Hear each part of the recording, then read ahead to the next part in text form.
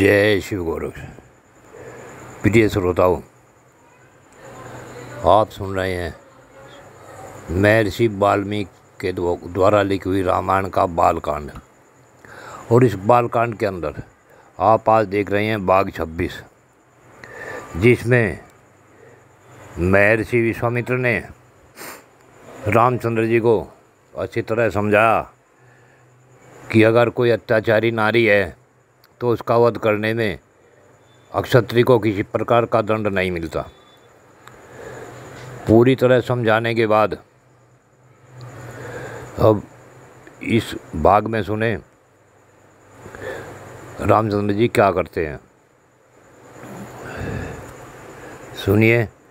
महर्षि के उत्साह भरे वचन सुनकर दृढ़तापूर्वक उत्तम व्रत का पालन करने वाले राजकुमार श्री राम ने हाथ जोड़कर उत्तर दिया।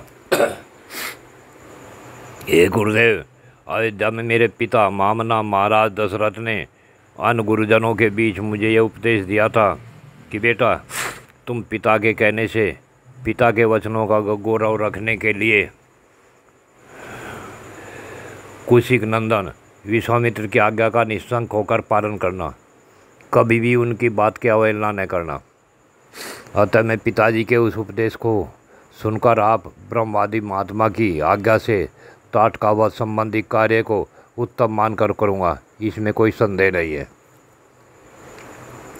गौ, ब्राह्मण तथा समूचे देश का हित करने के लिए मैं आप जैसे अनुपम प्रभावशाली महात्मा गुरुदेव के आदेश का पालन करने को सब प्रकार से तैयार हूँ।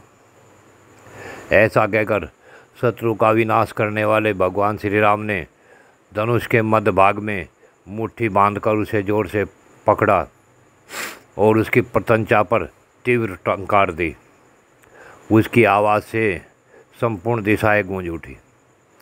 उस शब्द से ताटका वन में रहने वाले समस्त प्राणी थर्रा उठे। ताटका भी उस टंकार घोष से पहले तो किरकंतु विमूढ़ हो गई, परंतु फिर कुछ सोचकर अत्यंत क्रोध में भर गई। उस शब्द को सुनकर वह राक्षसी क्रोध से अचेत सी हो गई थी। उसे सुनते ही वह जहाँ से आवाज़ आई थी उसी दिशा की ओर रोषपूर्वक दौड़ी। उसके शरीर की ऊंचाई बहुत अधिक थी। उसकी मुखाकृति विकृत दिखाई देती थी। क्रोध में भरी हुई उस विकराल राक्षसी की ओर दृष्टिपात करके श्री राम ने लक्ष्मण से कहा, भैया लक्ष्मण, देखो तो सही, इस यक्षिणी का शरीर कैसा दारुण और भयंकर है। इसके दर्शन मात्र से भीरू पुरुष के भी हृदय विदीर्ण हो सकते हैं। यह माया बल से संपन्न होने के कारण अत्यंत दुर्जय हो रही है। देखो, मैं अभी इसके कान और नाक काटकर इसे पीछे लौटने को विवश कर के देता हूँ। यह अपने स्त्री स्वभाव के कारण रक्षित है, अतः मुझे इसे मारने में उत्साह नहीं है। मेरा विचार यह है कि मैं इसके बल पराक्रम तथा गमन शक्ति को नष्ट कर दूं, अर्थात इसके हाथ पैर ही काट डालूं। श्री राम इस प्रकार कह ही रहे थे कि क्रोध से अचेत हुई ताड़का वहाँ आ पहुँची और एक बाँह उठाकर गर्जना करते हुए उन्हीं की ओर झपटी। यह देख ब्रह्मर्षि विश्वामित्र ने अपने ओंकार के द्वारा उसे डांटकर कहा, रघुकुल के इन दोनों राजकुमारों का कल्याण हो, इनकी विजय हो। तब ताटका ने उन दोनों रघुवंशी वीरों पर भयंकर धूल उड़ाना आरंभ कर दिया। वहाँ धूल का विशाल बादल सा छा गया। उसके द्वारा उसने श्री राम और लक्ष्मण को 2 घड़ी तक मोह में डाल दिया। उसके बाद माया का आश्रय लेकर वह उन दोनों भाइयों पर पत्थरों की बड़ी भारी वर्षा करने लगी। यह देख रघुनाथ जी उस पर कुपित हो उठे। रघुवीर श्री राम ने अपनी वाण वर्षा के द्वारा उसकी बड़ी भारी शिलावृष्टि को रोककर अपनी ओर आती हुई उस निशाचरी के दोनों हाथ तीखे सहायकों से काट डाले। दोनों भुजाएं कट जाने से थकी हुई ताटका का उनके निकट खड़ी होकर जोर जोर से गर्जना करने लगी। यह देख सुमित्रा नंदन लक्ष्मण ने क्रोध में भरकर उसके नाक कान काट दिए परंतु वह तो इच्छानुसार रूप धारण करने वाली यक्षिणी थी। अतः अनेक प्रकार के रूप बनाकर अपनी माया से श्री राम और लक्ष्मण को मोह में डालती हुई अदृश्य हो गई। अब वह पत्थरों की भयंकर वर्षा करती हुई आकाश में विचरने लगी। श्री राम और लक्ष्मण पर चारों ओर से परस्तरों की यानी पत्थरों की वृष्टि होती देख तेजस्वी गाधी नंदन विश्वामित्र ने इस प्रकार कहा, हे श्री राम, इसके ऊपर तुम्हारा दया करना व्यर्थ है। यह बड़ी पापनी और दुराचारणी है, सदा यज्ञों में विघ्न डाला करती है। यह अपनी माया से पुनः प्रबल हो उठे, इससे पहले इसे मार डालो। अभी संध्या काल आना चाहता है, इसके पहले ही यह कार्य हो जाना चाहिए, क्योंकि संध्या के समय राक्षस दुर्जय हो जाते हैं। विश्वामित्र के ऐसा कहने पर श्री राम ने शब्द वेदी बाण चलाने की शक्ति का परिचय देते हुए बाण मारकर पत्थरों की वर्षा करने वाली उस यक्षिणी को सब ओर से अवरुद्ध कर दिया। उनके बाण समूह से गिर जाने पर माया बल से युक्त वह यक्षिणी जोर जोर से गर्जना करते हुई श्री राम और लक्ष्मण के ऊपर टूट पड़ी। उसे चलाए हुए इंद्र के वज्र की भांति वेग से आती देख श्री राम ने एक बाण मारकर उसकी छाती चीर डाली। ताटकाका पृथ्वी पर गिरी और वह मर गई।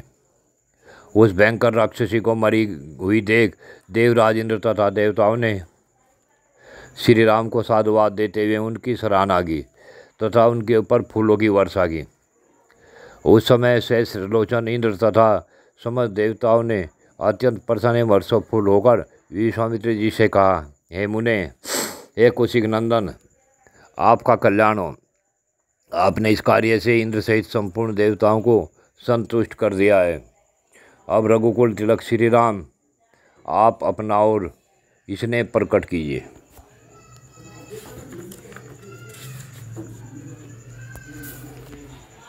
ब्राह्मण प्रजापति कृषा के अष्टरूपधारी पुत्रों को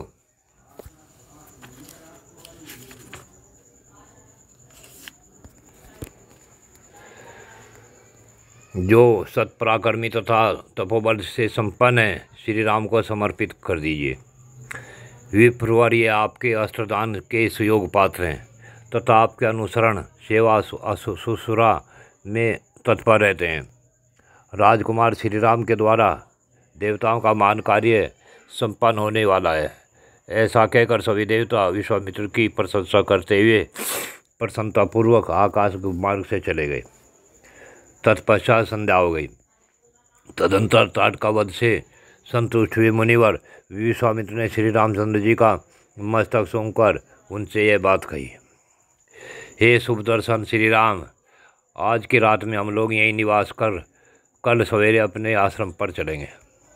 विश्वामित्र की यह बात सुनकर दशरथ नंदन श्री राम बड़े प्रसन्न हुए।